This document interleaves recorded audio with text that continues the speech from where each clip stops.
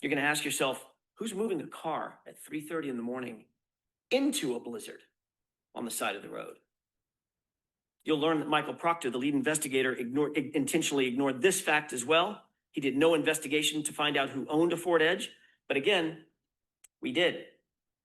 And the evidence will establish that Ford Edge happens to be a favorite model of the Albert family. More than one Albert owned a Ford Edge at the time.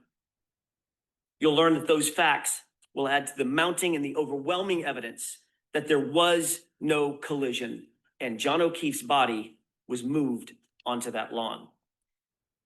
You'll find that this is yet additional reasonable doubt in the case. You'll be introduced to science and physics, even from the Commonwealth's own experts. That science will establish that Karen Read's SUV was not damaged by hitting a pedestrian, and conversely, John O'Keefe's injuries did not come from being struck by a vehicle. The Commonwealth mentioned triggering events, but what you'll actually learn from the experts, some of them the Commonwealth's own experts, is that a triggering event is not evidence of an accident. It does not evidence a collision.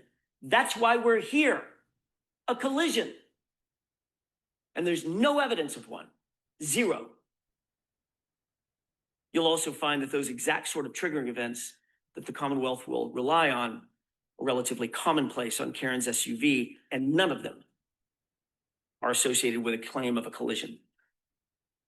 Folks, the science will not lie and the physics cannot lie. And that science will tell you with certainty there was no collision with John O'Keefe. You'll add that to that rising mountain of reasonable doubt.